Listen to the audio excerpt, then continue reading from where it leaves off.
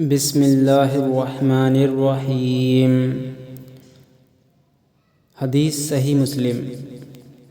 حضرت ابوذر رضی اللہ عنہ نبی کریم صلی اللہ علیہ وآلہ وسلم کا ارشاد نقل کرتے ہیں کہ اللہ تعالیٰ نے ارشاد فرمایا، میرے بندو، میں نے اپنے اوپر ظلم کو حرام قرار دیا ہے اور اسے تمہارے بیچ بھی حرام کیا ہے، اسی لیے تم ایک دوسرے پر ظلم مت کرو۔ میرے بندو، تم سب گمراہ ہو سوائے اس کے جس کو میں ہدایت دوں، اسی لیے مجھ سے ہدایت مانگو، میں تمہیں ہدایت دوں گا۔ میرے بندو، تم سب بھوکے ہو سوائے اس کے جس کو میں کھلاؤں، اسی لیے تم مجھ سے کھانا مانگو، میں تمہیں کھلاؤں گا۔ میرے بندو، تم سب ننگے ہو سوائے اس کے جس کو میں پہناؤں، تو تم مجھ سے لباس مانگو، میں تمہیں پہناؤں گا۔ میرے بندو، تم دن رات گناہ کرتے ہو اور تمام گناہوں کو میں معاف کرتا ہوں، تو تم مجھ سے بخشش طلب کرو، میں تمہیں بخش دوں گا۔ میرے بندو، تم مجھے نقصان پہنچانا چاہو تو کبھی نقصان نہیں پہنچا سکتے، اور تم مجھے فائدہ پہنچانا چاہو تو ہرگز فائدہ نہیں پہنچا سکتے۔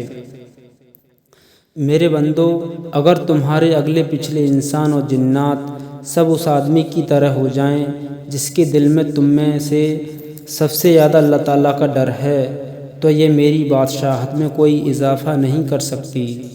میرے بندو، اگر تمہارے اگلے پچھلے انسان اور جنات سب اس آدمی کی طرح ہو جائیں جو تم میں سب سے زیادہ نافرمان اور گنہگار ہے، تو یہ چیز میری بادشاہت میں کوئی کمی نہیں کر سکتی۔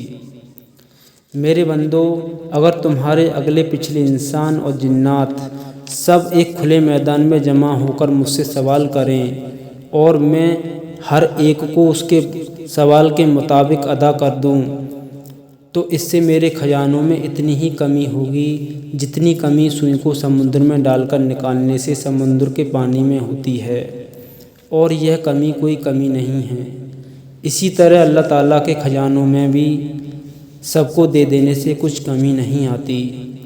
میرے بندو، تمہارے اعمال ہی ہیں جن کو میں تمہارے لیے محفوظ کر رہا ہوں، پھر تمہیں ان کا پورا پورا بدلہ دوں گا۔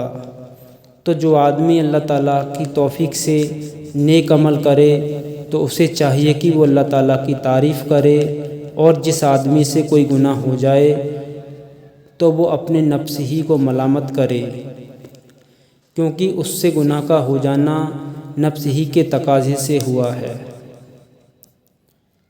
اللہ تعالیٰ ہمیں کہنے سننے سے عمل کرنے کی توفیق عطا فرمائے۔ سبحان اللہ بحمدہ۔